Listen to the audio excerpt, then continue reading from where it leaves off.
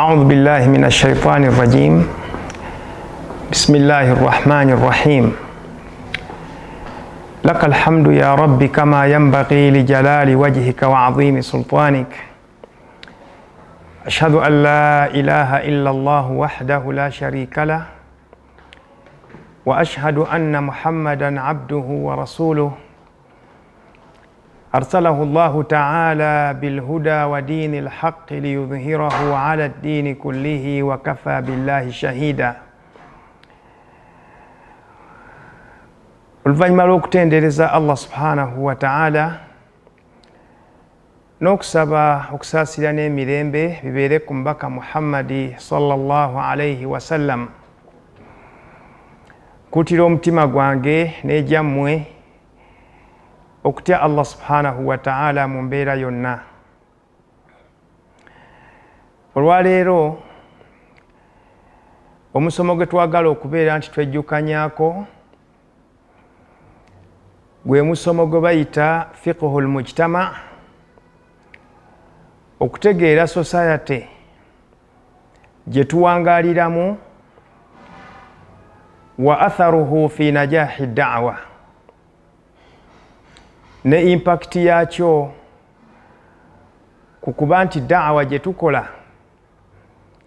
eri Allah subhanahu wa ta'ala, era nga tugoberera enkola y'omubaka Muhammad sallallahu alayhi wa sallam, engeri gye kisobola okuba nti kituyambako okuba nti kye tukola kituukirira oba kye tukola kiri successful.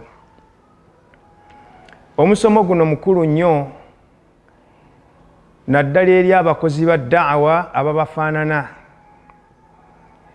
naddala eri ba a'imma, abakulembeze ab'emizikiti, abakulembeze b'ebibiina by'obusiraamu, abo abaakwata obuvunaanyizibwa obw'okukoowoola eri la ilaha illa Allah Muhammadun Rasulullah. Mu nnyanjula tukikakasa ffenna anna da'wata ila Allahi wajibu rusul, okukoowoola eri Allah subhanahu wa ta'ala lyali katala ly'abatume ba Allah subhanahu wa ta'ala gye tuli, okuviira ddala ku nabbi Nuh alayhi salatu wassalam okutuusiza ddala ku mubaka Muhammadi sallallahu alayhi wa sallam. Allah subhanahu wa ta'ala mu suratul Maida ng'akakasa ekkatala eryo yagamba omubaka Muhammadi sallallahu alayhi wa sallam, ya ayyuha nabiy, owange gwe nabbi, balligh ma unzila ilayka min rabbik,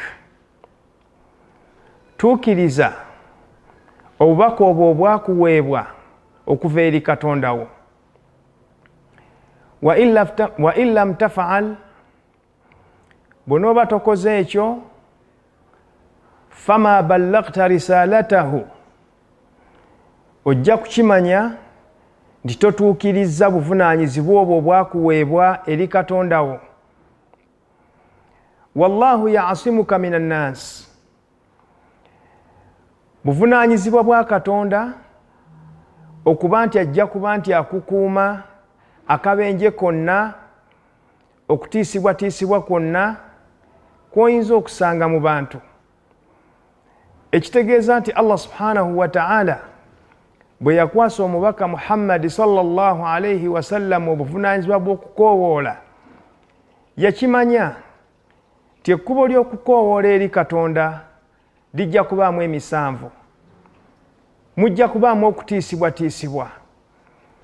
Kyova olaba nti Katonda yamuweerawo security n'amugamba nti wallahu ya'asimuka minan nas, eby'okutya abantu biveeko, obukuumi Katonda yennyini yagenda okubeera nti abukuwa. Inna Allaha la yahdi alqawma alkafirin, kubanga Katonda taluŋŋamya abantu abo abawakanya amateeka ge. Da'i yenna bw'awulira etteeka eryo kyasooka okutegeera nti obwo bwali buvunaanyizibwa bwa nabbi Muhammad sallallahu alayhi wasallam.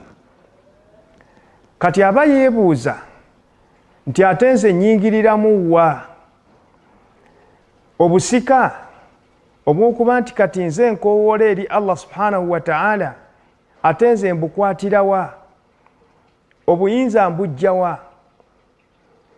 Naye ng'ate kimanyikiddwa bulungi nti al-ulama warathatul anbiya, abamanyi be basika ba bannabbi, abakozi ba da'wa ku kkubo ettuufu abo be basika ba bannabbi ba Allah subhanahu wa ta'ala mu buvunaanyizibwa buno. Naye tova eri n'ogamba nti oli musika okutuusa ng'oweereddwa instrument ekukakasa nti gw'osikidde obuvunaanyizibwa obwo.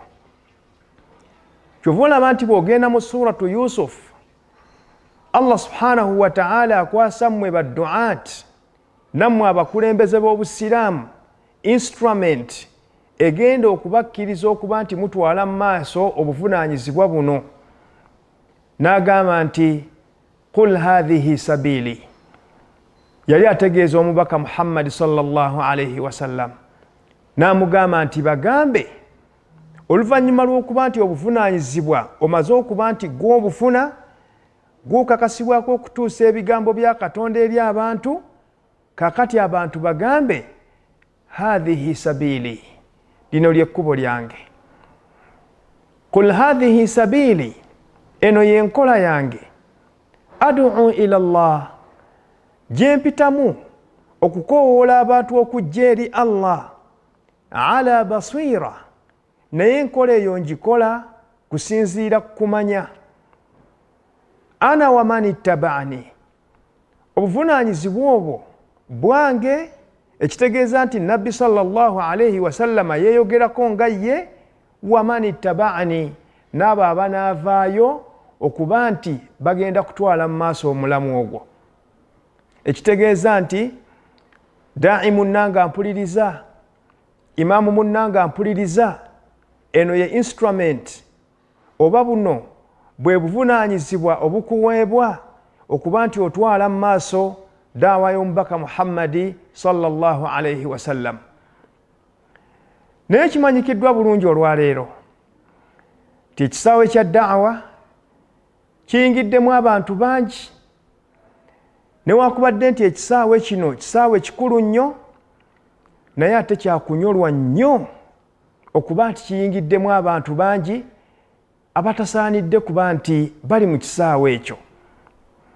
Abamu ku bo bakiyingiddemu nga ilmu tebagirina, ate ng'etteeka tulirabye ala basira ay ala ilmu.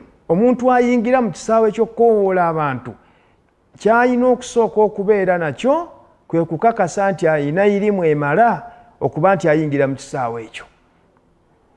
Tuyinza obutaba na minzaani gye tusobola kuba nti tupimirako ekigero kya irimu, naye ensonga eyo yennyini gy'oyagala okukowoolerako abantu, gy'oyagala okubuulirirako, kyandibadde kikkakatako ggwe ng'akoowoola abantu eri Allah, okukakasa nti ogyetoolodde olwetoololo olumala.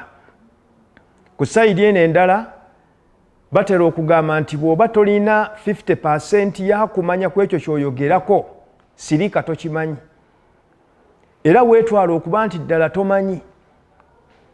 Era ku sayidi eno endala batutegeeza nti irimu buli luvannyuma lw'emyezi 6 ekyuka. Eyinza okuba nga irimu gye boogerako ye irimu eno eya tajiriba, irimu eno eya experiment, naye ne bw'odda ne mu irimu eyaffe eya Allah subhanahu wa ta'ala, ilmu ya fiqh, ojja kugisanga nga irimu eyo naye ekyuka. Abamanyi ba Allah, abamanyi bamujtahidun, abafaayo okubeera nti basoma, buli luvannyuma lwa kiseera wabaawoko istimbaatwaati ze bakola. Gw'oyinza okuba nga aya ya Qur'an oba hadithi y'omubaka Muhammad sallallahu alayhi wasallam wagisoma n'oba nga wagitegeera bw'oti, naye ng'ekikutegeeza ensonga lwaki ogitegedde bw'otyo, kubanga tofunangako knowledge ya mulala ngeri gye yagitegeeramu. Genda mu ilmu ya tafsiri yokka ojja kwesanga nga Kashaf eya Zamakhshari engeri gyakwatamu ensonga ye nga vunula aya ya Qur'an ate eyinza okuba nga si eya Fakhruddin Razi wa Al-Jassas. Oyinza okwesanga nga si enkwata ya Ibn al-Arabi, ojja kwesanga nga si approach ya Ibn Kathir, ojja kwesanga nga si approach ya Imam al-Qurtubi. Kitegeeza nti gwakowoola abantu eri Allah subhanahu wa ta'ala sooka weekakase osomye tafsiri mmeka nga tonnaba kufunvubira kugamba nti ekyo kyewategeera.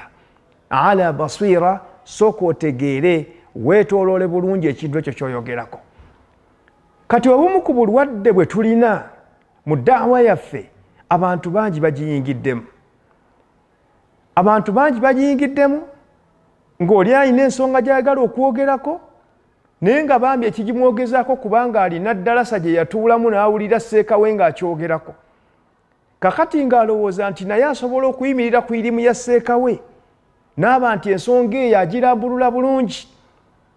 Obwo nno bulwadde bunene obuyingidde mu umma yaffe ne mu da'wa yaffe eri Allah subhanahu wa ta'ala. Obulwadde obwokubiri, bantu bangi bayingidde mu kisaawe kya da'wa naye nga bambi bw'otunuulira tarbiyatuhum al-akhlaqiyya, enteekateeka yaabwe mu ngeri ey'empisa nga si nnungi. Da'i yandibadde ayogera atya mu bantu? Da'i yandibadde ayambala atya? Akowoola abantu eri Allah subhanahu wa ta'ala yandibadde yeeyisa atya eri da'i munne? Yandibadde yeeyisa atya eri abantu abo bakowoola eri Katonda? Eyo nno tarbiya tukyagibulamu. Era y'ensonga lwaki ntera nnyo okugamba rahimallahu alladhina sabaquna bil iman, Katonda saasira nnyo bakadde baffe abo abaatukulembera mu iman. Buli muntu eyatendekebwa oba eyavaayo okuba nti akutte himma eno oba omuhimma gw'okukowoola eri Allah subhanahu wa ta'ala yali muteeketeeke mina nahiya al-ilmiya, ng'alina ekigero ky'ayirimu ky'asomye, baalinanga ebitabo byabwe nti alina okuba nga amaliriza yaquutu nafis, alina okuba nga asomye safiinatu naja, alina okubeera nga asomye khulasatu nurul yaqin. Ebitabo ebyo ebikadde bwe mbyogerako abawalimu babimanyi. Ebitabo ebyo ebyalinga ebya peegi eza yero, nga bamanya nti gwe tugenda okusindika ku bwa imaamu agenda okulinnya ku kituuti alina okuba nga irimu eyo esookerwako agirina. Si kyekyo kyokka, ne khutuba zaabwe baalinganga bazitunga mu ngeri omuntu aleme kubeera nti awabira ku kituuti. Luli khutuba twagisoma nga busomi mu katabo. Ebiseera bwe byakyuka ne batugamba nti ebyo byafuuka bikwate. Olwaleero seeka ajja ku kituuti nga teyeetegese, n'akwatayo ayemu n'agisoma. Bw'amala okugisoma abantu bonna n'abafundizawo. Ye n'alowooza nti mu audience omwo bonna baasibye bantu basiru, tebategeera, tebasobola kumanya nti ono teyeeteeseteese. Naye gye bukeeredde olwaleero ate nga tuzzeeyo ku nkola eri eyasooka, abagoberera emitimbagano muli bajulizi. Khutuba kati ezisomebwa mu mawanga agakulaakulanye ga Saudiya, ga Kuwaiti, ga Qatar, omuntu ajja nga script yagiwandiise era n'agisoma verbatim, agisoma kigambo ku kigambo. Lwaki? Kubanga omulamwa gw'abazze okuba nti ayogerako gw'alina okubeera nti atambulirako. Omulamwa gw'azze okwogerako gw'alina okubeera nti ateekako essira ate aleme kubeera nti awaba. Kubanga ebiseera bingi tubeera mu audience ng'ezo nga wazze kubuulirira, wazze kusoma khutuba, n'otunuulira omugaggawo ng'atuuse. Allahu akbar walillahi alhamdu. Awo obwongo ne bubuuka, ebigambo ne bibula, attention n'ogijja ku mulamwa gw'obaddeko n'otandika kuwaana mugagga. Obwo oyinza okuba nga oli mu khutuba ogenda okulaba omuntu gwe wasoowaganye naye mu bizinensi, mu nsonga z'amaka, mu nsonga za irimu, nga yeewuuyo ayingidde mu khutuba y'ejjuma, ogenda okumaliriza ng'obusungu bukwetimbye n'ova ku mulamwa. Kiba kitegeeza ekintu kimu nti abantu abali mu field olwaleero illa man rahima Allah, okuggyako abo Allah baasaasidde, bangi omulamu ogwo twagufaako dda. Enteekateeka si yeeyo nga bakadde baffe gye baalina mu biseera ebyasooka. Bakadde baffe abo Allah abasaasire baalinga bateeketeeke min annahiya alkhulqiya attarbiya alkhulqiya, enteekateeka ey'empisa. Seeka bw'abanga azze ku kituuti agenda kusoma khutuba ya Friday yayambalanga atya? Seeka yeeyisa atya n'abantu bawangaaliramu? Seeka atambula atya? Seeka ayogera atya? Seeka alina kuba nti interactinga atya n'abantu mu butale oba mu bifo eby'okusuubulirwamu? Enteeketeeka eyo bakadde baffe baali bagirina. Naye olwaleero ekisaawe ky'okukoowoola eri Allah subhanahu wa ta'ala kyafuuka kisaawe kya buli muntu. Buli muntu asiba ekitambaala najja n'abaako abantu be yeefundiza. Ate twatuuka mu nsi eno eya social media tokyasobola kwawula onaani oba onaani. Tetukyasobola kuteekawo miizaani egamba nti omuntu ono ayogera ennyo n'asitula eddoboozi n'avuma n'akaafuwaza n'ajerega. Wa mustawa ki mu mustawa gwa ilmu? Baamutendekerawa? Kabe kasinge tuyinza n'okwagala okumanya bazadde be be baani, kubanga twandiyagadde okumanya nti bw'abanga atusiiwuseeko empisa twandiddukako ewa bazadde be tubagamba munnange bwaddene ligambwako nnyini lyo, tugambire ku mutabani wa atereeze, kubanga ekisaawe kya ilmu, ekisaawe kya da'wa ali mu kukyonoona. Naye olwaleero ekisaawe kyajjula abantu abatategeerekeka. Yensonga lwaki ndabye nga kikulu omuntu okumanya fiqhul mujtama, okutegeera society gy'owangaaliramu, abantu b'ogenda okukolamu da'wa we bafaanana, kiyinza kukuyambako kitya okubeera nti da'wa yo etuukirira, okubeera nti obeera successful mu da'wa yo. Mu nsi gye tuwangaaliramu olwaleero ekigambo hikma kitutawaanyizza nnyo. Oli ajja n'ayogera ebigambo bye n'agamba nti nze eyo ya hikma gye ndabye esaana abantu bano. Of course miizaani ya hikma buli muntu asobola okugitunuulira mu ngeri gy'abeera alabyemu. Gw'oyinza okulaba nga hikma gye bakozesezza nga yeeyo oba wisdom gye bakozesezza nga yeeyo, naye ng'ate omulala alaba nti nedda, oba oli awo wandibadde osobola okukozesa ekkubo erisingako awo. Ekkubo eryo tuyinza kulifuna tutya? Tuyina kuddayo ku nsulo, tuyina kuddayo ku kuluŋŋamya kwa Qur'an, tuyina kuddayo ku kuluŋŋamya kw'omubaka Muhammadi sallallahu alayhi wasallam.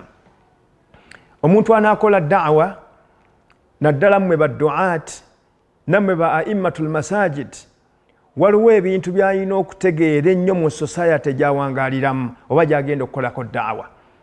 Ate olwaleero kati society zaagaziye, kubanga kaakati olwaleero ojja kusanga vidiyo ng'eno nga tekoma kuba walimu bokka bokka ab'emitiyana abalina nnyini musomo guno. Ojja kwesanga vidiyo eno ng'etambudde, kitegeeza nti omuwalimu w'olwaleero bw'oba ng'oditamininga ne society gy'ogenda okwogereramu, manya nti waliwo society etagenda nakutuukako kubuuza bibuuzo, waliwo society etagenda kukusemberera kugamba seeka wabadde otegeeza ki. Ne kitegeeza nti olina kuba nti weegendereza nnyo, naddala ensonga zino wammanga biidhnillahi ta'ala ze ngenda okubeera nti nkoonako. Ensonga esooka fiqhul makan wa zaman. Omuwalimu ali eyo nga tonnayogera by'oyogera, nga tonnasitula ddoboozi lyo, tonnaba kuba nti omyusa amaaso go, wafaayo nnyo okumanya okutegeera ekifo ky'oyogereramu ebigambo byo, wafaayo okumanya mulembe ki gw'oyogereramu ebigambo byo, da'wa yo ogikolera wa era ogikolera mu biseera ki. Ekintu ky'okutegeera omujtama, okutegeera embeera eriwo, embeera y'ekifo, embeera y'omulembe, kikulu nnyo mu buli mbeera yonna, hatta fil fatwa, ne bw'oba ng'owa fatwa ku bantu, kubanga abawalimu mukimanyi la yunkaru taghayyuri al ahkam bitaghayyuri al azman. Fatwa zisobola okukyuka okusinziira ku mulembe gw'olimu, okusinziira ku kifo ky'olimu. Imaamuna Ibnul Qayyim rahmatullahi alayhi bwe yali ng'ayogera ku bukulu bw'okutegeera ekifo, okutegeera ekiriwo, okutegeera omulembe, yayogera ebigambo bino. Yagamba nti la yatamakkanu almufti wala alhakimu min alfatwa, omuntu alamula wakati w'abantu naddala mu mulembe guno guyitirizza nnyo fatwa, seeka yafulumizza fatwa eno mwagiwulidde. Ibnul Qayyim atuwa guidance gyensaba abawalimu tubeere nga ffenna tugitwala n'ebifuba ebyanjulukufu. Yagamba nti la yatamakkanu almufti wala alhakim, mufti omuntu awa fatwa mu bantu n'omukulembeze w'abantu, ngamba gwe da'i, ngamba gwe imam, tosobola kuba nti ofulumya fatwa, tosobola kufulumya statement yakoola abantu eri Allah subhanahu wa ta'ala min alfatwa walhukmu bilhaq illa binawaini min alfaham. Ibnul Qayyim agamba tosobola kutuusa bubaka bwo mu society katubeere nga oli mu kisaawe kyakulamula, oli mu kisaawe kya da'wa, naye wano tarkiz yasinga kugiteeka nnyo ku fatwa. Tokkirizibwa kuwa fatwa okujjako ng'olina okutegeera kwa mirundi ebiri. Okutegeera okusooka fahamu lwaqi walfiqhu fihi, okutegeera ki ekiriwo, mulembe ki oguliwo, biseera ki ebiriwo, walfiqhu fihi, n'okugenda mu maaso n'okwekenneenya entegeera eyo, wastinbaatu ilmu haqiqati ma waqa'a bilqara'in walamarat walalamat hatta yuhitu bihi ilman. Tokoma ku mbeera eno ya kungulu, genda mu maaso okulaba circumstantial evidence ki eyeetoolodde ky'oyagala okwogerako, ky'oyagala okuwaako fatwa. Era bw'onoowa fatwa ng'eyo, atharu yaayo mu bantu b'oyogereramu, mu kiseera, mu kifo, egenda kubeera etya? Obubonero bugenda kufaanana butya? Eyo yefahamu esooka. Sooka otegeere ki ekiriwo, mulembe ki oguliwo, bantu ki benjogera nabo olwaleero. Olwaleero okiraba omulembe gulimu bavubuka bato. Abavubuka abo balina hamasa abamu ku ddiini yaabwe, bajaagala nnyo. N'ojj'oyogera ekigambo kimu ne kibakyusa, ne kibataanuula, ne batandika okukola kino na kino, kubanga gwe wabaduumidde, kubanga gwe wabaddeko ekigambo kiwayogedde, tewafuddeyo kigenda kukomawa.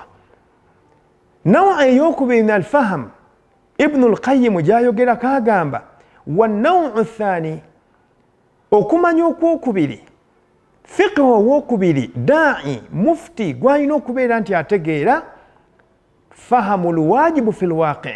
Kino kikulu nnyo, okutegeera kiki ekikulu kye nnyina okukola mu mbeera eyo eriwo essaawa eyo. Fa in shi'ta faqul, osobola okugamba fiqhu al-awlawiyat, ntandika naki?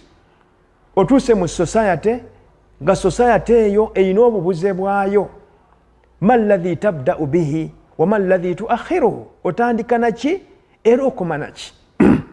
Senga twali ddala hidaaya yaffe, okuluŋŋamya kwaffe mu da'wa, twali tukujja ku nabbi sallallahu alayhi wa sallam, gwe da'i wanditegedde, gwe mufti wanditegedde, gwe omukowooza omusomi wa khutba wanditegedde, ti nabbi sallallahu alayhi wa sallam lamma arsala Mu'adha ila al-Yaman, bwe yasindika Mu'adha okgenda e Yaman, yamulaga awlawiyat, embeera yasooka nabbi n'agitegeera, fiqhu al-waqi, yasooka n'agitegeera. N'amugamba nti ya Mu'adh, owange gwe Mu'adh, innaka taqdumu ala qawmin min ahli alkitab, gy'olaga bonna si basiraamu, gy'olaga obusiraamu si bwe bufugayo, ogenda mu bantu, abantu bannannyini kitabo. Innaka taqdumu ala qawmin min ahli alkitab, ogenda mu bantu abayudaaya n'abakristaayo, naye kikututteyo kuintroducingayo da'wa ya busiraamu. Kaakati falitakun awwalu ma tad'uuhum ilayhi, ky'olina okusooka okubagamba, okubakowoolamu. Wano tuli ku fahamu lwajibu fi lwaqi, okutegeera kiki ekikulu, kiki ekiri wajibu mu mbeera eriwo. Nabbi akitegeeza Mu'adh, n'amugamba ky'oba basookerako shahadatu an la ilaha illa Allah, tereza tawhidi yaabwe, tereza shahada yaabwe, bategeere nti tewali asinzibwa okujjako Allah subhanahu wa ta'ala. Bwe banaabanga bakugondedde mu ekyo, idhan faqad dakhalu fil islam, olwo bayingidde mu busiraamu. Kaakati otwo bategeeze omusiraamu biki by'alina okukola. N'ekisesa nnyo era kiswaza, tonnakoowoola muntu kumuyingiza mu busiraamu na shahada, ate oli awo oli mu kumukkatira ebivumo kw'otadde, okuvvoola kw'otadde, ate oyagala akwegatteko mu ddiini ey'obusiraamu. Abooluganda, oyo fiqhi afaanana atya? Sooka omwagazise shahada era ddala agiyingire. Bw'amala okugiyingira, nga Muadh Nabbi sallallahu alayhi wa sallam bwe yamugamba, fa'muruhum au bategeeze, fa'alimuhum bategeeze, anna Allaha kad farada alayhim 5 salawat. Olwo bayingire mu practicals z'obusiraamu. Katonda yabaalirako esswala 5, kubanga esswala 5 tezirina kye zeetaagisa mu muntu okuggyako ebiseera, ate ebiseera abirina Katonda yabimuwa. Esswala bw'etereera, bagambe nti kati kyetaagisa okukwatako mu nsawo zaabwe bawe zaka. Zaka bw'etereera, bakimanye nti waliwo ekiseera nga balina okwerumyako basiibe omwezi gwa Ramadan, kubanga enjala tegumiikirizika okuggyako omuntu amaze okutebenkera mu busiraamu. Sawumu bw'etebenkera, bagamba abalinamu ku busobozi tikibakakatako okubeera nti bagenda okulambula ennyumba ya Allah subhanahu wa ta'ala nga bakola hijja. Eyo gye bayita fiqhul waqi', okutegeera abantu b'olimu. Wafahamul wajibu fil waqi', n'okumanya kiki ddala ekikulu kyennyina okutandikirako. Toyinza kujja mu kitundu ky'abantu n'obanga otandikidde ku kintu ekisingayo okubeera nti kyekitono, ogenda okumaliriza ekitono ng'abantu beekyayedda, nga si kyekibadde ekikulu. N'olw'ensonga eyo, ebyo bigambo bya Ibnul Qayyim rahmatullahi alayhi. Bwe yali ayogera ku fahamul wajibu fil waqi', yagamba nti wahuwa faham hukumullah alladhi hakama bihi fi kitabihi. Bw'oba oyagala okutegeeza abantu ekituufu, ddayo ku hukumu ya Allah subhanahu wa ta'ala mu kitabo kye Qur'an. Ddayo ku sunna z'omubaka Muhammad sallallahu alayhi wa sallam mu mbeera efaanaganako bw'etyo Allah yalamula atya. Mu mbeera efaanaganako bw'etyo bw'ebanga yayita mu bulamu bwa Nabbi sallallahu alayhi wa sallam, Nabbi yalamulawo atya. Thumma yutabbaq ahaduhuma ala al-akhar. Kwata hukumu ya Qur'an oba hukumu ya sunna obeere ng'okiteeka mu mbeera eyo. Ibnul Qayyim amaliza n'agamba, faman badhala juhdahu, omuntu wawaayo ebiseera bye n'awaayo amaanyi ge, wastafragha wus'ahu, n'agaziya, lam yaddakhir wus'an, lam ya'lu juhdan, n'aterekereza ng'anoonya okumanya amazima ku nsonga eyo, anoonya okumanya okunnyonnyola okutuufu okwabamanyi baffe, anoonya okumanya kiki ekisingayo okubeera ekirungi mu society eno, lam ya'dim ajraini au ajra, tasobola kusubwako either okufuna empeera ebbiri oba empeera emu. Tatbiqan liqawlihi sallallahu alayhi wa sallam, ng'ateeka mu nkola ekigambo kya Nabbi sallallahu alayhi wa sallam ekigamba, man ijtahada fa asaba falahu ajran. Omuntu afaayo n'atakabana okumanya ekituufu mu mbeera entuufu, mu kifo ekituufu, n'akikozesa mu bigambo ebituufu, n'atuukiriza Allah n'amuwa sawab, oyo Allah agenda kumuwa empeera bbiri. Waman ijtahada fa akhfa, omuntu agezaako naye n'abanga ekituufu si kyatuuseeko, wadhalika inda rabbil alamin. Badduaati ekyo mukimanye, okulaba sawab, assawabu yakunu indak, ekituufu kibeera ku gwe kyotebenkedde nakyo mu mutima gwo, naye ng'ate Allah yasinga okumanya. Yensonga lwaki ebiseera bingi ntakera mbategeeza ti tewaliyo mumanyi yenna yasibira bantu wantu, tewaliyo mumanyi yenna yalaga nti ekigambo kye kyekyenkomeredde, era yamalirizanga ng'agamba warrajihu indi, ekitebenkedde mu mutima gwange, wallahu a'lam, naye ng'okumanya okusingayo kwa Allah kye kino. Kyova olaba nti abasajja abaatukulembera baali basajja beetoowaze ennyo ate nga bakkakkamu nnyo mu kigambo kya ilmu. Singa guno omulembe gw'olaba omuntu okulowooza nti kad ahaata bikulli shay'in ilma, buli kimu yakisiba akimanyi, buli majaalo agamanyi, tafsiiri amutegeera, yowa aqida, yowa fiqhi, yowa nahwu wa sarf, wowa balagha, wewa adab, tekibangayo ekyo mubamanyi abaatukulembera. Abasajja baali beetoowaze nnyo. Abasajja ba Imaamu Shafi'i rahmatullahi alayhim, ba Imaamu Malik abaatuukanga okugamba nti qawli sawabun yahtamilu al-khata, banne ekigambo kyange mba nkisimbuliza kuva ku kutegeera kwange Qur'an, kutegeera sunna za Nabbi sallallahu alayhi wa sallam, naye ekigambo kyange ndaba kyekituufu yahtamilu al-khata, kisobola okuba nga si kituufu. Wa qawlu ghayri, ekigambo ky'omulala khata'un, nze ndaba nga kikyamu, yahtamilu as-sawab, kisobola okuba nga kyekituufu eri Allah subhanahu wa ta'ala. Baddu'at njagala okubakubiriza okubeera nga mutegeera nnyo embeera eriwo, era kiki ky'olina okukolera mu mbeera eyo eriwo. Tuulako ne banno, wa amruhum shura bainahum, osobola okwebuuza ku bantu b'ekitundu, bannange muze ki omunene oguli wano era tugutandise tutya? Ani gwe tusobola okusitaana naye okusobola okuba nti tulwanyisa omuze ogwo? Naye gwe okulowooza nti k'oyingidde mu kitundu kakati ekiriwo abantu banywa omwenge, n'okwata akazindaalo n'olinnya ekituuti n'oguvumirira, oyinza obutakomawo. Oyinza okulowooza nti ofunye shahada, ofudde ng'oli mujulizi, naye nga bambi oli mu bantu abo abeesudde mu ntata, kubanga tewakozesezza bigambo bituufu, tewategedde bantu ba kitundu ekyo. Kyova olaba omubaka Muhammadi sallallahu alayhi wa sallam mu kugezaako ennyo okutegeera abantu be yali akoleramu da'wa. Abasoma siira nabawiya waliwo ebintu bingi, idhaatun wa ibar, omuntu byasaana okutegeera ennyo ne yeekennenya ennyo mu ngeri Nabbi sallallahu alayhi wa sallam gye yatambuzaamu da'wa ye ila najahiha, okutuusa okuba nti yali successful. Nabbi asindikibwa mu Makka gye mutegeera obulungi baddu'at, kubanga taarikhi mwamusoma.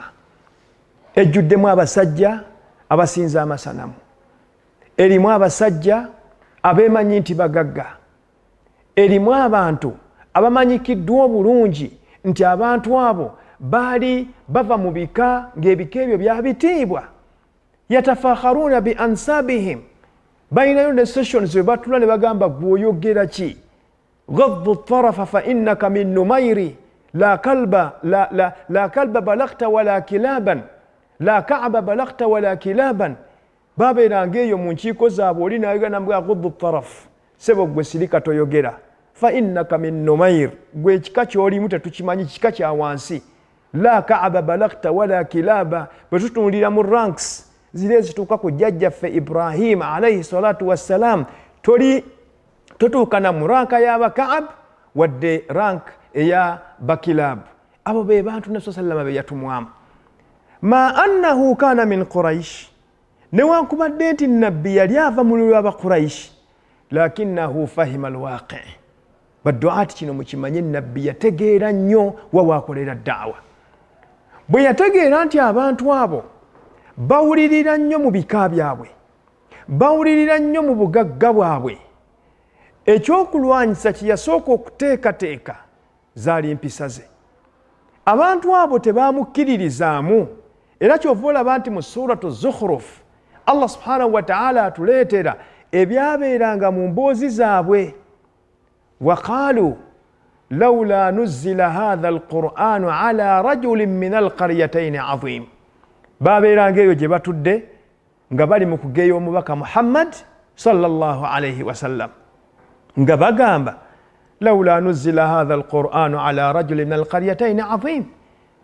Katonda waffe, wadde Muhammad yagamba nti mutuufu, naye lwaki Qur'ani eno mu maanyi gaayo, mu kitiibwa kyayo, mu bulungi bwayo kale Katonda yandigirondedde omusajja ow'amaanyi mu byalo bino ebibiri, yani rajulun azimu min alqaryatain ay Makka wa Taif. Allah yandironzeeyo ko omusajja kirimaanyi ow'ekiwago ow'emmaali owaki n'abanga gwakwasiza obubaka, naye yalonze Muhammad. Kati omubaka Muhammad sallallahu alayhi wasallam ekyo yakitegeera bulungi. Mu byokulwanyisa bye yeeteekateeka nabyo, n'abanga nabbi yatereeza empisa ze. N'aba nti mu hisitole we hatta qabla al-bi'tha, wadde nga tebannaba kutumibwa, Nabbi sallallahu alayhi wasallam yali amanyikiddwa n'empisa ennungi. Ya ayyuha du'atu al-kiram, abange mmwe baddu'atu ab'ebitiibwa, aina akhlaquna, empisa zaffe ziri liddawa? Aina muamalatuna alhasana ma'a nnas, eyisa yaffe ennungi n'abantu eri liddawa? Aina amanatuna, obwesigwa bwaffe buluwa? Aina sidquna, amazima gaffe gali liddawa? Oyinza okwesanga nga imaamu gwe abantu gwe basembayo okukkiriza bw'obanga oyogedde ekigambo, kubanga bazzenga bakulabanga obulimba mmereyo. Naye Nabbi sallallahu alayhi wasallam bwe yategeera society gye yalimu, yali musajja mwesigwa. Mukimanyi nti amaana z'abantu bazimuteresanga. Yali musajja w'amazima, era y'ensonga lwaki mujjukira bulungi da'wa bw'agitwala ku kasozi n'akoowoola butuunu Quraish, n'ayita ebika by'aba Quraish bonna beetoolole bajje, n'abagamba bannange bwe mbategeeza nti waraa hadha aljabal, emabega w'olusozi luno waliyo ekisolo ekiyinza okujja ne kitwataakinga, muyinza okunzikiririzaamu olwatandise da'wa. Bamuddamu ma jarrabna alayka kadhiban, tetukuwulirako ng'olimba. Njagala seekaggwa mpuliriza, seekaggwa ndaba, weeteeke mu tageti y'abantu b'okulembera, bakwevaluweetinge, bakwasesinge. Genda okibabuuze nga Nabbi sallallahu alayhi wasallam bwe yakibuuza, ti bannange bwe mbagamba nti wano waliwo omubbi munzikiririzaamu, olabe bameka abagenda okukikkiririzaamu, bameka abasobola okukuwaako komenti egamba ma jarrabna alayka kadhiban, seeka totulimbangako, seeka tokumpanyangako, seeka tobuzaabuzangako mu maali y'abantu. Bw'ofuna testimony efaanaganako bw'etyo, manya nti kakati gw'osaanidde okubeera mu kisaawe kya da'wa.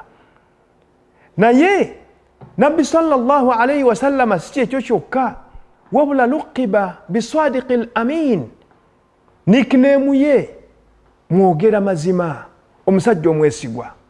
Ma laqabuka ayyuha da'i, da'i tubuulire, bw'okuba abantu omugongo emabega bakwogerako ki?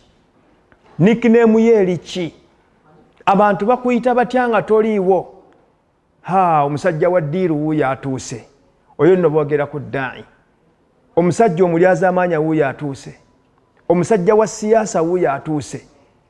Oyo sheekhe waffe, bw'oba oyagala emirembe naye tomusembereza ssente. Oyo sheekhe waffe bw'oba oyagala kino tokikola, ebisigadde byonna bikola bulungi, naye awo bwe bulwadde bwe. Aina laqabuka ya ayyuha da'i, bakuyitaani? Hal anta sadiqul amin kama kana Muhammad sallallahu alayhi wasallam, bakwogerako amazima, bakwogerako obukakkamu, bakwogerako okutuukiriza endagaano zo, oba bakumanyi nti endagaano zo tezinywera? Abooluganda abakkiriza, omuntu ayagala okuba nti da'wa ye ebeera successful, ayina okwekwata ku kyokulwanyisa ekikulu oba ku tuulu enkulu, tuulu y'okuba nti akhlaqu ze nga akhlaqu nnungi.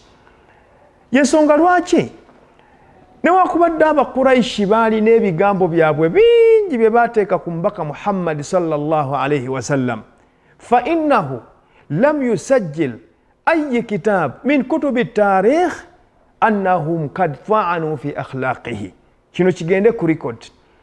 Newakubadde nti Abawarabu baalina ensonga zaabwe ku Muhammad nga baleetedde da'wa, ne baleeta ebintu bingi bye bamukookerako. Qaalu sahir, bagamba nti mulaguzi, bagamba nti mulogo.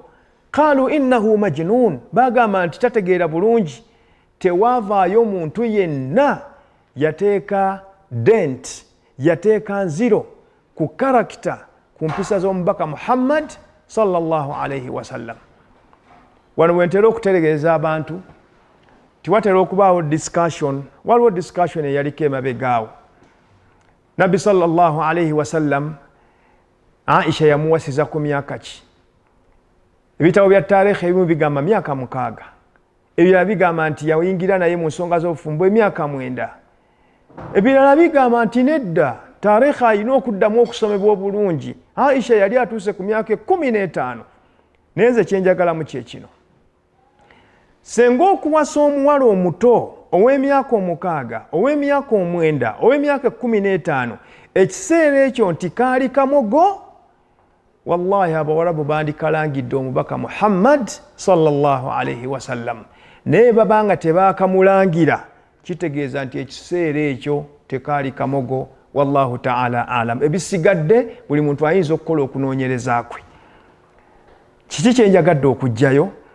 Da'i, manya abantu b'owangaaliramu. Abantu abo, what is their perception towards you? Bakulaba batya? What do they say about you nga toliiwo? Bw'oba toliiwo bakwogerako ki? Kakati nno manya abantu b'owangaaliramu. Bw'obanga olinako gaps ez'empisa, ez'obulyaz'amaanya, ez'obukumpanya, ez'obutatuukiriza, buvunaanyizibwa bwo okwerwanako. Waman jahada fa innama yujahidu li nafsi, weerwaneko. Omutima gwo tandika okugukkusa n'ekyo ekitono ekiriwo, oleme kubeera mu balyaz'amaanya. Bwe luba ng'olulimi lwe lukusobako, tandika okwekakkanya omanye, kola rehearsals nti bwemba ngenda wano ngenda kwogera bwenti na bwenti, okusinga okuba nti olulimi lwo luwanvu nnyo luyingira mu bitiibwa by'abantu, lukakkanya ono n'ebintu ebifaanaganako bwe bityo. Kubanga bw'onooba tokikoze, a'daa'ul islam, abalabe b'obusiraamu, sayattakhidhu dhalika wasiila fi ta'ni fil islam, bagenda kulekerera gwe ng'omuntu bakwate empisa ze ezitali nnungi baziteeke ku busiraamu. Walwaqi'u shahidun ala dhalika, ekiriwo mukimanya abooluganda bakkiriza. Omuntu akola ekintu, olumu abeera bubeezi ng'erinnya lye ly'obusiraamu, ayinza n'okuba ng'erinnya lyeteekako bweteeso olwaleero, naye kasita kifuluma mu bantu kiva ku muntu oyo ne kidda ku busiraamu. Ntera nnyo okukkaatiriza era kanzikaatirize, anta ala thughratin min thughari l-islam. Owange gwe akoowoola abantu eri Allah subhanahu wa ta'ala, kimanye nti olina omulyango mu miryango gy'obusiraamu gw'okuuma. Omulyango ogwo, fala yu'tayanna al-islaamu min qibalik, tokkiriza balabe b'obusiraamu kuba nti bakkakkanya obusiraamu nga bayita ku mulyango gw'oliko. Olw'okuba nti empisa z'onsiiwufu ne bagamba nti basseeka bonna bwe batyo, baddu'aatu bonna bwe batyo, tofuuka nsonga ey'okuvumaganya obusiraamu. Kyova olaba nti daawa y'okuba nti oli kyakulabirako kirungi, daawa nkulu nnyo. Ya ayyuha du'aat, abange mmwe abakoowoola eri Allah subhanahu wa ta'ala, ud'u nnaasa ila Allahi wa antum saakituun, muyite abantu eri Allah nga musirise. Wadhalika bi af'aalikum, olw'ebikolwa byammwe. Walakum fi rasulillahi uswatun hasana, mutunulire ebikolwa bya Nabbi sallallahu alayhi wasallam bwe byakyusa. Muamalatihi ma'a mukhalifihi, yakolagananga atya n'abo byatakkirizanga nabo. Muamalatihi ma'a a'daihi, yakolagana atya n'abalabe be. Aljiran, abasajja ab'omuliraano. Ebintu bingi bye tusobola okujjayo mu ssiira ya Nabbi sallallahu alayhi wasallam okutegeera Nabbi yakolagana atya n'abantu.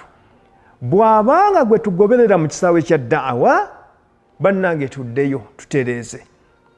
Fiqhu l-makan wa fiqhu z-zaman, okutegeera omulembe n'okutegeera ekifo ky'oliwo. Wa fi zaman, da'i mu kibukakatako okuba nti otegeera omulembe gw'oliko, kwe kumanya nti Nabbi sallallahu alayhi wasallam yayita mu madaala agawerako mu kukola da'awa. Mumanyi da'awa sirriya, edda'awa eyali eyakasirise, wa da'awa al-jahariya, n'edda'awa ey'olwatu. na Allah subhanahu wa ta'ala bwe yassa ku mbaka Muhammad sallallahu alayhi wa sallam etteeka erigamba ya ayyuhal muddaththir qum fa anzir. Njagala tuyimirirewo ko wano katono badduat tufune ekyokuyiga mu kutegeera omulembe bw'ekiseera ky'okolera mu da'wa. Allah subhanahu wa ta'ala bw'amala okutikkira omubaka Muhammad sallallahu alayhi wa sallam obwannabbi, iqra bismi rabbika alladhi khalaq, yamaze okumukkako mu ghaaru Hira, oluvannyuma amugamba ya ayyuhal muddaththir qum fa anzir, owange gwe yeebikkiridde situka otiisa abantu, yani qum liddawa, situka okoola abantu eri ddawa. Yaqulu ulamauna, abamanyi baffe ab'ebitibwa batugamba hatha amrun am. Allah okumugamba nti situka okoola abantu, amrun am, kyali kibunye. Walam yuqayyidu lwasiila, teyamutegeeza nti kowoola abantu bwoti oba bwoti. Lam ya'muruhu biljahar kama annahu lam ya'muruhu bisirr, teyamugamba nti situka olangirire da'wa yo, era nga bw'atamugamba nti da'wa yo gitandike mpola mpola mu ngeri yakasirise. Naye omubaka Muhammad sallallahu alayhi wa sallam yasalawo da'wa gitandike mukasirise. Naye asalawo ekyo ye mubaka Muhammad sallallahu alayhi wa sallam gwotegedde era gwentegeera. Ye mubaka Muhammad sallallahu alayhi wa sallam Allah gwe yawadde garanti ya ayyuha nabiyyu balligh ma unzila ilayka min rabbik, tuukirize ekyo ekikukwasiddwa. Wallahu ya'asimuka minan nas, obukuumi Katonda ajja bukuwa. Ekitegeeza nabbi yali ayina thiqa, yali ayina security, yali ayina insurance, yali ayina assurance, yali ayina garanti ti ne bwe yandisituse ku olwo n'agenda n'atandika okukowoola abantu mu lwatu, Allah yali ajja kubeera nti amukuuma. Era ensonga lwaki nabbi yasalawo newakubadde nti talagiddwa kubeera nti atukowoola abantu mu lwatu oba abakowoola mu kyama, naye yasalawo n'atandika da'wa nga yakimpooze, n'asooka akowoola abantu abamusemberedde, ba Abubakar ne bayingira, ba Ali, ba Khadija n'abalala. Oluvannyuma n'alyoka ayatuukiriza da'wa ye. Naye badduat wano tusaanye okuyimirirawoko.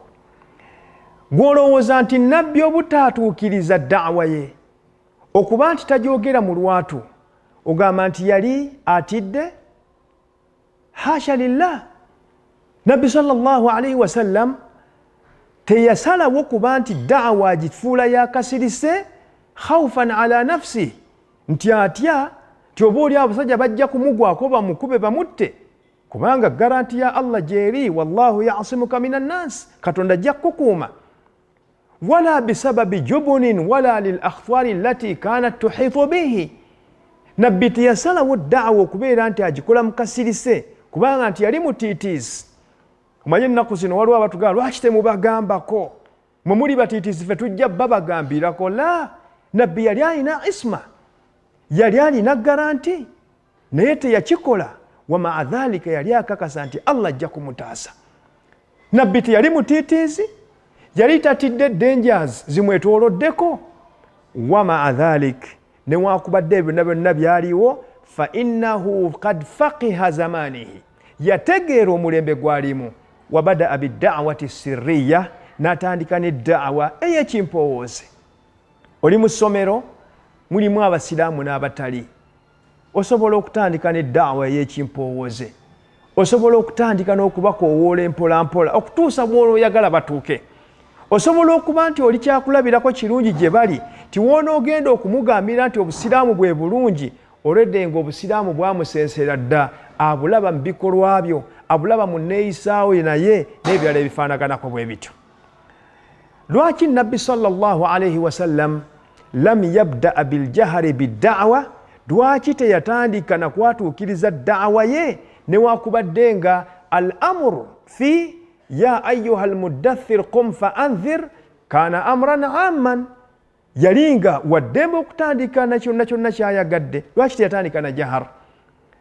Yaqulu ulamauna ijabatan an dhalik, abamanyi baffe baddamu ekibuuzo ekyo ne bagamba nti law badaa biljahar gwampuliriza dda'i wuliriza ebigambo bino.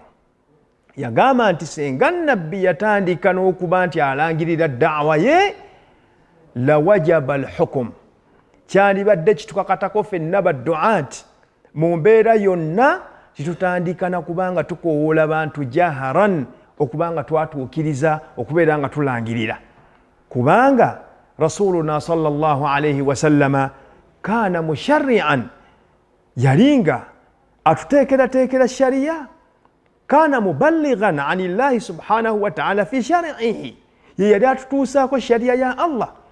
Ekitegeeza nti tetwandibadde na choice yonna okujjako okuba nti mu mbeera yonna oba oli mu society nga temuli basiraamu oba muli basiraamu oba bajjudde shiriki, kana wajiban alayka an tajhara biddawa, wali olina kuba nti otandika na kwatuukiriza da'wa iqtidaan bisunnati nabiyina muhammadin sallallahu alayhi wasallam, kubanga nabbi ekyo kye yakola. Naye nabbi sallallahu alayhi wasallam ekyo si kye yakola.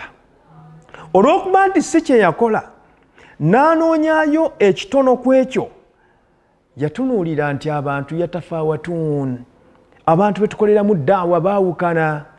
Wahalatu du'aatu aidan, naffe baddu'aati abakowoola eri Allah subhanahu wa ta'ala naffe twawukana. Fiina alqawiy wa fiina aljari', waliwo abakirimaanyi, waliwo abagamba nti nze nja kumwatulira, naye ate waliwo abatakisobola. Kati atakisobola talina kubeera nti anenyezebwa nti musajja mutiitiizi, kubanga nabbi sallallahu alayhi wasallama kiyatandika nakyo. Mulimu okuba nti embeera gye tukwongoleramu da'wa yakhtalifu dhuruuf, embeera eyawukana. Gwoyinza okuba nti abantu bokoleramu da'wa almuslimuuna fihim humul aghlabiya, abasiraamu be basinga obungi. Oyinza okuba ng'oli wa mukisa nti ekitongole ky'osomesaamu ky'okoleramu abasiraamu be basingamu obungi, naye nga muganda omulala gy'ali bambi ekitongole kyalimu ye musiraamu yekka aliyo, ate ye musiraamu yekka aliyo, ate omulimu gwakola gwakwera. Kakati naye oyagala atandike ne jaharo biddawa.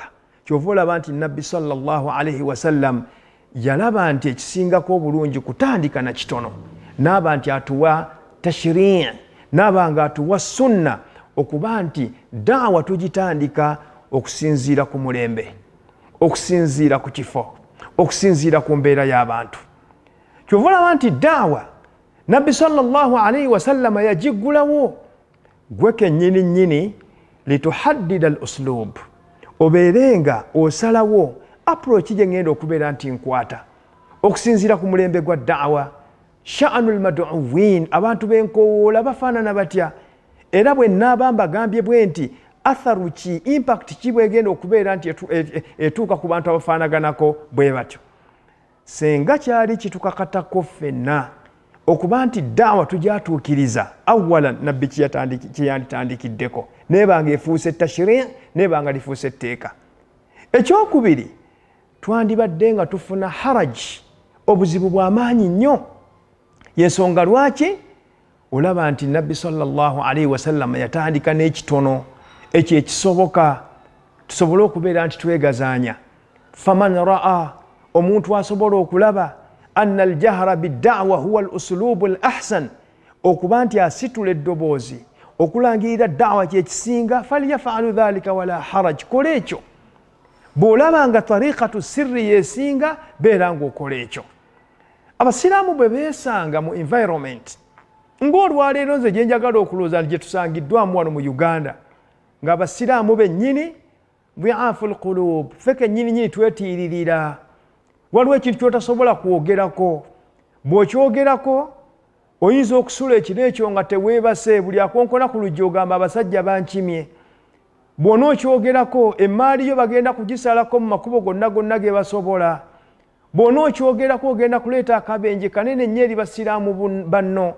Abantu b'okowoola eri Allah subhanahu wa ta'ala balina emitima gyabwe gye gyalookingira, baagubira eyo. Bw'obanga olaba eyo y'embeera, nga bw'onoositula eddoboozi yo ne da'wa, fal ahsanu laka assirru fi da'wa, tandika ne da'wa sirriya. Naye bwe twesanga nga we tuli twegazaanyizaawo, ala sabili al-mithal, waliwo abasiraamu, waliwo bannaffe baddu'aati, tuli mu muassasaati islaamiya, muli mbitongole ebitongole ebyo bisiraamu maahidi islamiya maahadi zetulimu za busiraamu jamia islamiya jamia gyolimu ya busiraamu muassasa akademiya islamiya wooli obusiraamu bwe bufugawo fala ba'sa biljahar gwe situla eddoboozi bwolaba omukhalafa bwolaba abantu nga balina engeri gye bakakkanyizaamu obusiraamu bategeeze nti bannange ebiseera by'esswala tebiyina kusaagirwako wano kubanga oli mu environment oli mu kiseera oli mu kifo ng'obusiraamu bwe bufuga wa in kaana ghayra dhalik bwe kibanga si bwe kityo bwe kiri muganda wange leka kulowooza nti oli kirimaanyi oyinza okuvaamu tasarrufu eyo ogenda okumaliriza nga akabenje keetadde ku da'wa ate kazzizza da'wa emyaka 10 emabega. Izzuddin ibn Abdussalam ayina ebigambo byayogera ku nsonga eno gye twogerako. Nandisabye abawalimu banoonyereze ku bigambo ebyo mu kitabo kye kimanyikiddwa Qawaidul Ahkam fi Masalihil Anam. Mulimu amateeka Izzuddin ibn Abdussalam al-Qawaid ziyateekamu nga zijja kutuyambako nnyo okutereeza abantu. Olumu bwe twogera ku qawaidu zino abantu bagamba nti twagala aya ya Qur'an, twagala sunna. Aya gye tutandikiddeko ya ayyuhal muddathir qum fa anzir, eyo ye aya.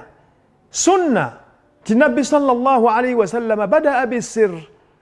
Kati bwe twogera ku qaida nga Izzuddin ibn Abdussalam yamanyikirwa ennyo nga sultanul ulama, omusajja yasitulanga eddoboozi n'agaa kino tekikkirizibwa okutuusa bwe bagamba nti sultanul ulama ye kabaka w'abamanyi. Bino bye bigambo byayogera. Yagamba fa idha lam tahsulu nikaya wajaba al-inhizam. Bigambo bya kwegendereza kubanga bigambo bya kiwalimu ate bigambo bya ddaala lisukkulumyeko lyetaaga okuba nti omuntu abisengejja n'abitegeera bulungi. Yagamba nti fa idha lam tahsulu nikaya wajaba al-inhizam, ay idha lam tahsulu nikayatu bimuqatalati a'daina wajaba al-inhizam. Senga tetujja kusobola kutuukiriza kukosa oba kuteeka kamogo oba kukojjola abantu abo betulwanyisa okuba nti tubalekako damage, wajaba al-inhizam. Kitukakatako okukireka, kitukakatako okukola retreat. Kikyategeeza muganda wange ddaai ekigambo kyogenda okwogera bw'oba okakasa nti bw'onookyogera tekirina damage kyekigenda kuteeka ku mulabe wo oyo gw'okoowoola, omushiriku gw'okoowoola, gw'oyita omukafiiri gw'okoowoola, ng'omanyi tekigenda kyekigenda kukyusaako. Wajaba al-inhizam, kikkakatako ekigambo ekyo okubeera nti okireka. Lwaki kikkakatako okubeera nti okireka? Yagamba nti lima fi thubuti min fawati nufus. Kubanga okukiremerako n'ogamba nti ezo ze statement ezibasaanira ne Katonda bw'ati bwe yabayita naffe bwe tulina okubayita, kiyinza okumaliriza nga kireetedde abantu obulamu bwabwe okubeera nti bugenda ne batandika okufeffetta buli muntu akufaanana, naye ng'ate masikini ebigambo byabadde bibyo. An tusibu qauman bijahala fatusbihu ala ma faaltum nadimin. N'omaliriza ng'okosezza abalala oba ng'okosezza umma oba ng'okosezza da'wa eno gye twagala okubeera nti egenda mu maaso. Lima fi thubuti min fawati nufus, kubanga okukiremerako okusigala ng'okyogera nga bw'okyogera kijja kuleetera okuba nti obulamu bw'abantu obumu bugenda ma'a shifaa'i suduril kuffar. Ate nga bali bookigambye oba boogamba nti obadde osindikira tageti bo basigala nga tewali kyekibakyusizzaako. Wa irghamu ahlul islam, ekigambo ekyo kyogenda okwogera kigenda kwongera kukkakkanya abantu abali mu busiraamu. Wakad swara thubutu hahuna, okulemera ku kigambo ekyo mu mbeera efaanaganako bw'etyo ng'omanyi tekirina impact kigenda kukola okujjako okuwaawaza obuwaawaza abantu amatu. Lakad swara thubutu hahuna mafsadatun mahdha, kiba kimaze okwekakata bulungi nti okukiremerako okukyogera okusitula eddoboozi okukola ki tetulina kye tufunamu n'akatono okujjako okwonoona okujjudde laisa fi tayyiha maslaha temuliimu wadde akalungi ke tugenda okubeera nti tufunamu. Ebyo ebigambo bya Izzuddin ibn Abdussalam naye ng'abijja ku ya ayyuha almuddathir abijja ku kigambo oba ku nkola y'omubaka Muhammad sallallahu alayhi wasallam. Badduaati baawano waliwo ebintu byemusaana okubeera nga mutegeera.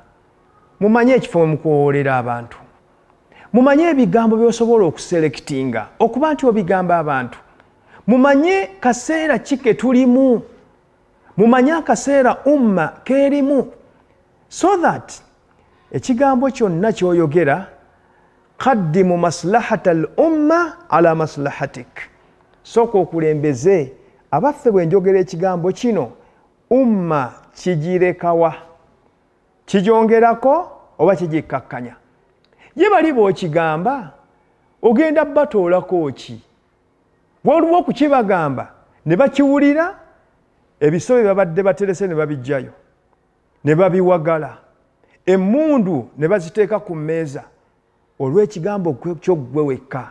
Tekirina kye kibakyusizzaamu wabula okujjako okuba nti kiba kyajinje bukyajinzi, ate bateeka obulabe ku basiraamu banno, bateeka obulabe ku umma ya Muhammad sallallahu alayhi wasallam, bateeka obulabe ku da'wa eno ebeere ng'edda emabega, ebeere ng'esikattira. Bw'omala okupimamu ng'olaba ekigambo kyo tekirina kye kigenda kukyusa ku mbeera wabula ate kigenda kukosa, falkaffu anhu wajibu. Nkukakasa nti okukireka libeera tteeka ku ggwe. Era tobeera awo n'otubuzaabuza n'ogamba nti nze neewaddeyo mu kkubo lya Mungu oba nkyogera kankyogerera. Gwe okufaakwo n'ogamba nti gwe bajja kukutwala kiyinza okuba nga kitono nnyo okuba nti ate oluvannyuma lw'okuvaawo okwo ate da'wa y'obusiraamu egenda kubeera nti edda emabega akaseera kanene nnyo oba ebbanga ddene nnyo ddene nnyo ddene nnyo. N'olw'ensonga eyo iyaaka wa da'watul hamasa, mwe badduaati abampuliriza tukakkane mujjeewo da'wa ey'okukyajinga, da'wa y'okukuma mu bantu omuliro. Oyinza okwesanga ng'omuliro ogwo tegulina kye kugenda kukyusaako okujjako ate gugenda kukkakkanya basiraamu, gugenda kukkakkanya busiraamu, gugenda kubeera nti gukakkanya da'wa eno yennyini ate gy'owulira nti gy'olwanirira. Naye bw'oba okakasa ti ddala ekigambo ky'ogenda okwogera kigenda kwongerayo da'wa mayiro endala, nti newakubadde gwofa koofe naye nga da'wa egenda mu maaso, tafaddal mashkuran ma'jura, genda mu maaso. Era bw'onooba ofudde olw'ekigambo ekyo la ba'sa bidhalik, ajruka inda Allah, Allah ajja kuwandika mu bashuhada. Naye senga opima nti ekigambo kyo tekirina kigenda kukyusa wabula ate kigenda kuleeta atharu y'amaanyi nnyo ku busiraamu, falkaffu anhu wajib, okukireka teeka ku ggwe, kubanga ojja kumalirizanga ekigambo kyo tekikomye kukosa ggwe wekka, kukosa basiraamu banno, wabula ne da'wa yennyini ejja kubeera nga ekoseddwa. Mu mbeera eno gye tuwangaaliramu olwaleero, munzikirize nziggyeyoko ebifaananyi ebitonotono newakubadde nga byaliwo ku biseera ebyo ebyaliwo eby'emabega. Ayyuha du'aatu ila Allah, abange mmwe abakoowoola eri Allah subhanahu wa ta'ala abalungi, ekibayingiza mu buyinza bw'abantu kiki? Omuntu ayinza okuba nga alina obuyinza bwe Katonda bwe yamuwa, ng'obuyinza obwo tabukutte bulungi. Ekkubo erisingayo okubeera ettuufu mu da'wa kukyalenjinga kikolwa, naye abantu mubaleke. Yogera ku muze gw'obubbi, yogera ku muze gw'obukenuzi, naye tewaliiwo bwetaavu bwakwogera ku mukenuzi, kubanga oyinza okwesanga ng'ekigambo ekyo ate kifuuliddwa okulowooza nti gwe alipresentinze abasiraamu ng'ate mutuufu tebakuwangako kuba nti gwe representative w'abasiraamu. Ebiseera ebisinga obungi emabegako awo mujjukira oluvuuvuumu olwaliwo wano mu Uganda ng'abamu ku badduaati bavaayo okukkakkanya ekitiibwa mathalan ng'ekya Ssaabasajja Kabaka. Nze ekibuuzo kyange kigamba malakum bihi, tumwagaza ki? Ki ekituleetera okuba nti obusungu bulinnya nnyo n'oyagala okubeera nti gwe mu byonna by'olonzeemu mu waaqi'a eno gye tulimu olabye ng'ekyo olina okubeera nti okola. Era bw'osalawo okuba nti omusomo gwo ogwa aqiida gwetooloolera ku ekyo la baas, ne atharu yaakyo eragawa? Kyongera ki ku umma? Kigikendeeza oba kikigattako? Bwe kubanga mu kupima kw'olabanga kukyongerako, fabiha wa ni'mat, genda mu maaso. Naye bw'olabanga ekigambo kyo ggwe ekimu ate kigenda kuleetera da'wa okubeera nti ekkakkanyizibwa n'abasiraamu okubeera nti bakakkanyizibwa, ddayo ku bigambo bya Izzuddin ibn Abdussalam bikuluŋŋamye, beera nti okireka. Amannya nago ne gatufuukira ekizibu.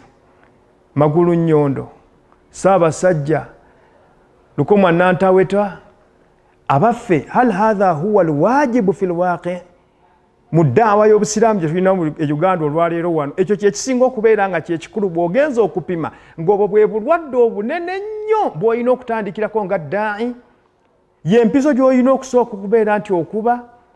Naam, bw'olaba nga gy'olina okubeera nti okuba tewaliiwo buzibu, naye atharu yaayo etookawa. Mujjukira ebyaliwo emabegakaawo, abasajja baavayo ne bagamba nti abasiraamu temulowooza nti muli b'amaanyi nnyo era temwerabira nti mmwe batono wano. Bw'olaba omuntu ng'avaayo okukola statement eyo kitegeeza nti ekigambo kyo baakijje ku ggwe yakyogedde bakitadde ku busiraamu.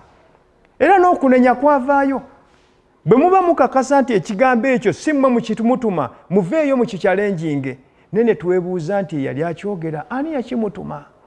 Era bw'abanga azzeeyo ku kuluŋŋamya kwa Nabbi sallallahu alaihi wasallam, abaffe omuntu oyo yategeera bulungi nnyo waayogerera ebigambo ebyo, ettaka lyatuddeko lyani, era bw'anaaba akyogedde kigenda kutuukawa, era da'wa kigenda gigasa kitya oba kigenda kikosa batya? Ate ndowooza n'okuddako katono emabega, kikulu nnyo omuntu nga tannayogera ku kintu abeere ng'akitegeera. Mabegakaawo mukadde waffe Sheikh Idris Ahmad Kasujja alina omusomo gwe yatuwadde, ndowooza buli muntu gwamukutteko mu ngeri ye. Tugenda ne twogera ne ku bintu nga n'ennoleji yaabyo wallahi tokiyina. Onenya abasambi b'omupiira, tolina na ttiimu gy'omanyi esambira mu European simanya bikoze bitya. Oyagala okunenya kino tomanyi bwe kifaanaganako, naye nga badduaati mukimanyi nti alhukumu ala shay'i far'un an tasawwurihi. Bw'oba oyagala kwogera ku kintu sooka okitegeere. Kati nga tonnaba kunenya mannya gano Ssaabasajja, Magulu Nnyondo, sooka obuuze ba ahlul ilm mu majaalo ago nti kino kyali kitegeeza ki? Naye gwe okuvaayo n'okulitisayizinga Amagulu Ennyondo tisemanya bagaleete bagatemeko.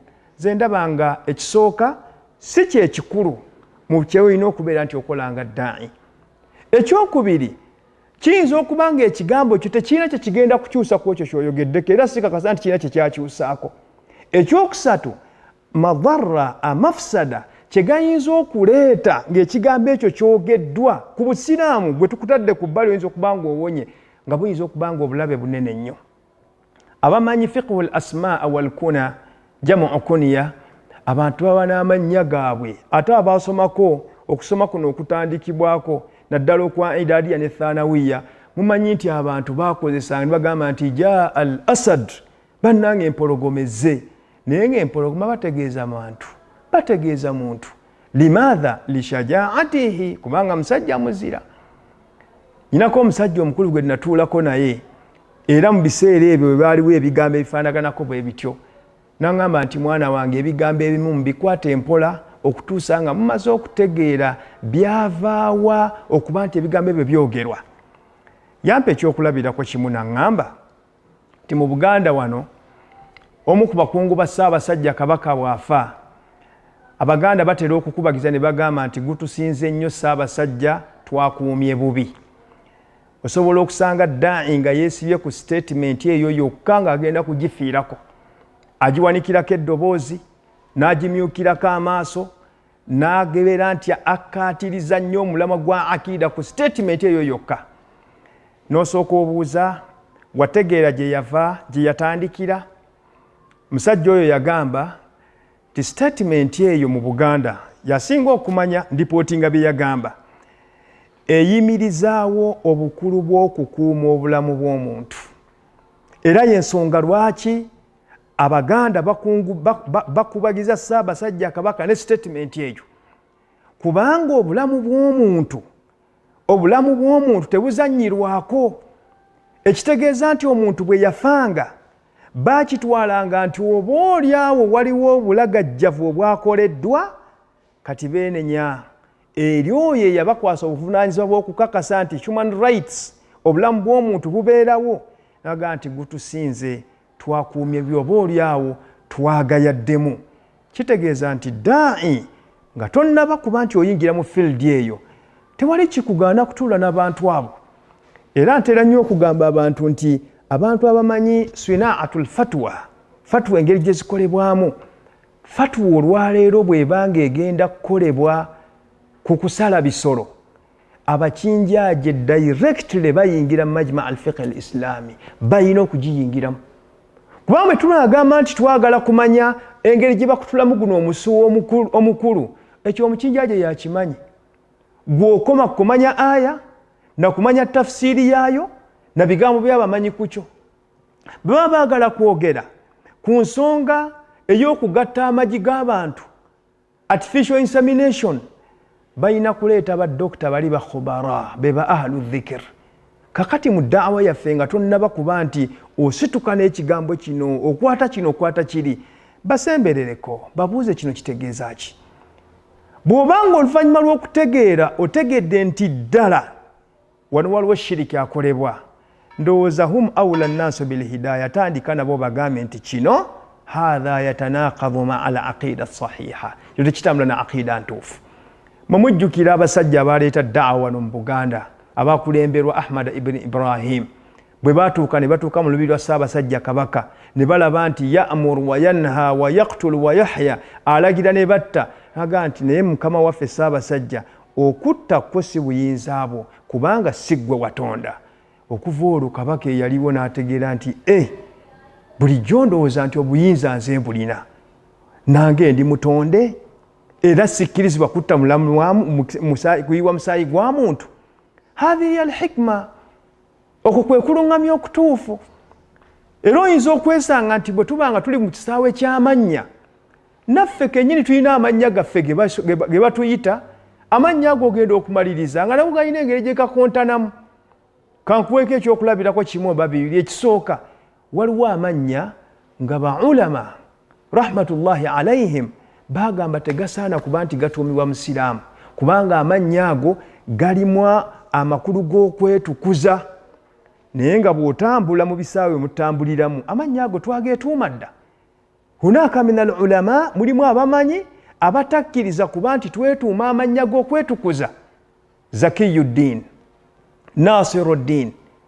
Barrun oba Barra kamannya ago tegakkirizibwa kubanga galimu ekigambo elementi y'okwetukuza naye ng'osanga abantu nga bageetuuma asbaha min albalwa umumu albalwa kyabuna kakati amannya ago ogenda kugakwata otya nga daai osobola okugakyusa nga sallama bwe yakyusa in amkana fabiha wa ni'mat bwe kiba tekisobose tariika ya daawa erina kutereera engeri gy'oyinza okubeera nti otereezaamu ekigambo ekyo si kyekyo kyokka bakuyita gwe Semaka naye Semaka kitegeeza ki nti gwe ekigambo ekyo kyekisembayo okubeera nga kyekyawa gonna nnyini maka bakuyita rabbul usra Semaka gwe kamala byonna ekitegeeza nti tewali kikolebwa okujjako ngoze buli kimu kyonna gw'okimala naye ddala ekituufu gw'okimala nannyini nsonga atuuse naye nga tukimanyi nannyini nsonga ye Allah subhanahu wa ta'ala era senga twali tumanyi ne tudda eri Qur'an twalitegedde ebintu ebyo mu bwangu kubanga mu Qur'an kambawo ekyokulabirako kimu mwayitiramu amateeka abiri ng'oyinza okulowooza nti waliwo shiriki akoleddwa naye nga taliiwo nabbi Nuh alayhi salatu wassalam bwe yali asaba Allah subhanahu wa ta'ala yagamba rabbi anzilni munzalan mubarakan wa anta khairul munzilin suratul mu'minun yagamba nti ay Allah nkusaba onsenze olusenza olulungi ontebenkeze olutebenkeza olulungi mu kifo kino wa anta khairul munzilin, kuba Katonda gwe musenza omutuufu, gwe musenza asinga abasenza bonna, gwe asinga abatebenkeza bonna. Hadha fi suratul mu'minun, khairul munzilina wano ye Allah subhanahu wa ta'ala. Yusuf alayhi salatu wassalam akosa statement yemu naye nga kati kuluno yeyogerako ye kennyini. Yagamba nti ala tarawna anni ufil kaila wa ana khairul munzilin, bana mwete mumanyi nti wano nze mpima, nze ndi in charge, nze custodian, wa ana khairul munzilin, era nze settler omutuufu. Yusufu samma nafsahu khairul munzilin, agamba khairul munzilin. Wali Nuh agambi Katonda khairul munzilin. Kyangu nnyo kyakutegeera Yusuf alayhi salatu wassalam khairul munzilina fi shu'uni dunyawiya fi Masr, ensonga z'e Misiri yasembayo, yasalawo, yasenza. Allah subhanahu wa ta'ala yali waggulu wa buli kintu kyonna. Olw'obuwanvu bw'omusomo guno badde nsaba biidhnillahi ta'ala tusooke ekitundu kino tukiwunzikire wano. Insha Allah olunaku oluddako tujja kusobola okubeera nga twongereza ku musomo guno, okwongera okwekkaanya n'okukkaatiriza ddala biki omuntu wakoowoola eri Allah subhanahu wa ta'ala by'alina okumanya mu kutegeera society eyo gy'akolera mu da'wa. Aqulu qawli hadha wassalamu alaikum wa rahmatullahi wa barakatuh.